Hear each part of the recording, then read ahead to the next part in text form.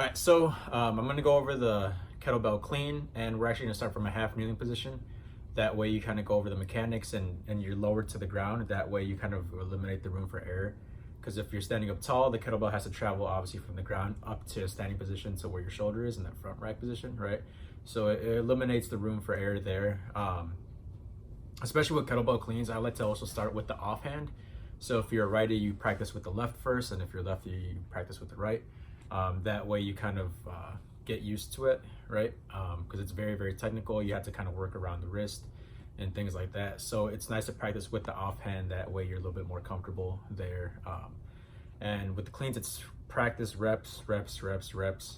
Keep on practicing them. It rarely comes natural and easily to anybody, right? For me, it took me a while to kind of get it. I used to end up with all those bruises on my wrist, just like everybody else. So I'm gonna kind of go over the setup here. I'm gonna show you guys from a couple different angles.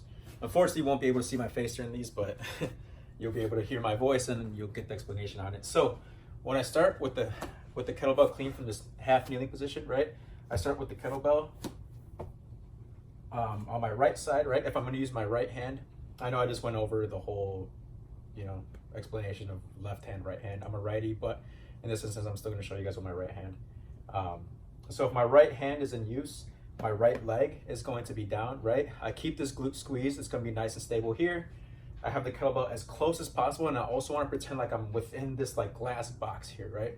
Because if the kettlebell drifts too far away, it's gonna be very, very hard to wrap it around. I'm gonna get that flop. So one nice cue that I like to use is you wanna pretend like you have a front zipper on your jacket or a hoodie or whatever, and you're gonna pretend like you're zipping it up, and then you're gonna punch through at the last second.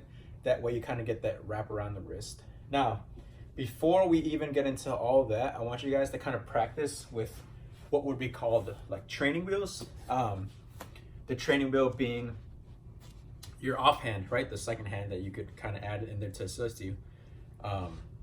So in this case, I'm using a 8-kilo kettlebell, which is a weight that isn't necessarily tough, but it's also going to give me a little bit of feedback, right? Because if it were like a 2-kilo or something, I could just kind of whip it around and get away with it. But 8-kilo gives me just a little bit of feedback. That way I know if it's going to hurt a little bit, but it's also not going to be impossible to pull as I work through the mechanics of the technique, right? So like I said, glute squeezed, I'm up tall. Now when I grab the kettlebell here, I want to make sure I already have that tension going through my arm, through my back, which is nice and tight right here, ready to go, right? I'm ready to pull here, whether the hand is close or off, right? I want to make sure I have that tension. I don't want to have to create it, right? See how there's a slack in my arm, then I have to kind of get tight and then get pulled, ready to pull. When I'm ready to pull, I want to make sure I'm here, locked out, ready to go, shoulders packed in, chest is up nice and proud. Now from here, I'm going to go in a very, very slow motion position, right? I'm going to pull upward just like if it were a zipper. I'm going to twirl the wrist around. I'm using my offhand to help bring it up, right? Nice and slow. Now when we do it with just one hand at full speed, the whole thing is actually about speed and power. You want to get that kettlebell up nice and fast. But like I said, we have training wheels for now, just so you can kind of get the gist of the motion and how it's supposed to go. So I'm wrapping it around, finishing here nice and tight. Now as you progress, right, you want to get rid of the training wheels. You kind of, if you want, you could have it, I'm stuttering here. You could actually add it in a little bit later. So you kind of catch up here and then slowly bring it up. Or if you want to just kind of add it at the very last second, that way you make sure it doesn't flop over. Or if you feel comfortable with it, right, just bring it back up. I'm gonna show you guys with my left hand, right? Same thing, nothing should really change.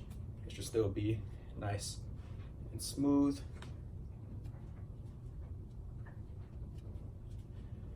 So that's that.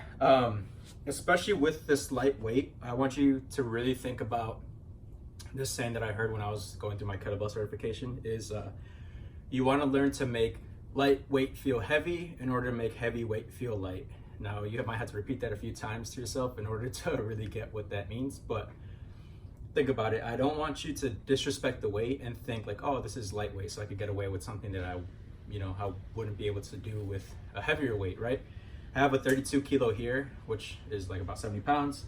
So it's like a 60-pound difference here between these kettlebells, but I want you to show that the mechanics should not really change. Obviously I had to put in, you know, a little bit more effort and force in order to get it up, but the mechanics look very similar. I'm gonna show you guys from a standing position after you get the practice in. So that way you could go stand up, do hang cleans or clean from the floor, whatever progression you go for. That the speed of it should look almost exactly the same and the structure doesn't change. So remember, make heavy weight feel light. No, I'm sorry. Make lightweight feel heavy, and then heavyweight will feel light. So treat the weight with respect. Treat it like as if it matters, right? Don't go through the motions. Just because you're practicing with light reps doesn't mean that, you know, you're just gonna fly through them and not really care about it. Take it seriously, because that's where the practice and the muscle memory comes into play, right? So I'm gonna go forward with some standing cleans. That way you kind of see what those look like with each arm and each weight. All right, so again, you might not be able to see my face on this one, but you can see the important part, which is the kettlebell on the ground, and you'll be able to see the front rack position here. So I'm gonna show you a few reps of what this would look like. A full clean from the ground all the way up to that front rack position with the light kettlebell first. That way you see the mechanics don't really change when I'm lifting heavier weight. That way you practice the correct way. You really think about the technique, whether you're using the training wheels or just fast speed reps, whatever type of variation you want to use, right? You want to make sure you really practice it, get it down. That way it transfers when you have heavier weight. So when I start with the kettlebell here in a standing position, I want to make sure I'm directly right above the kettlebell here, right? It's in between my feet. I'm going to make sure I have that connection to the ground, right? My feet are ready to go. I'm well balanced on all four corners of my foot. I'm in that pseudo kind of hinge / squatty position, right? My back is nice and tight. I'm ready to go. I don't have to create the tension with my kettlebell, right? I'm already ready to pull. Everything is locked in. I have the full grip here. Shoulders packed in. I'm gonna lift up. Bring it back down. I'll show you a couple more reps. Let me show you on the left side now. Same setup.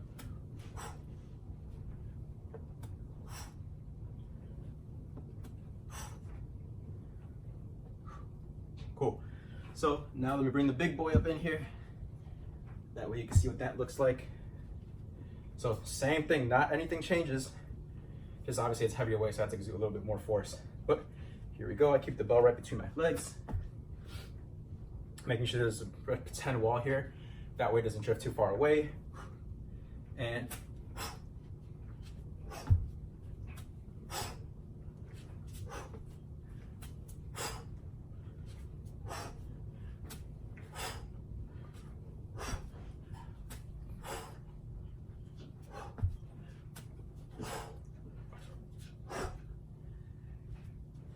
now, if you let me catch my breath a little bit, you'll see that not really much changed from the mechanics, right? Setup was still the same, just had to put in a little bit more effort to get that weight up. So rewatch the video as many times as you need to. Obviously the actual kind of practice reps, the examples here are at the end of the video, so feel free to rewatch those as many times as you need to. Let me know if you have any questions. Obviously I could reach out to you. We can set up a little bit more one-on-one stuff or any other type of session that you may need to kind of practice, or let me know if you have any cues or any concerns, but practice it. Remember the offhand first. That way you get that kind of down, the muscle memory down, and if you have a little bit of trouble with the offhand type of thing, practice that first and then go equal reps and just get in as much volume as you can. Practice, practice, practice. It's really the only way you're gonna get better at it. So good luck. Let me know if you need anything, guys. Thank you.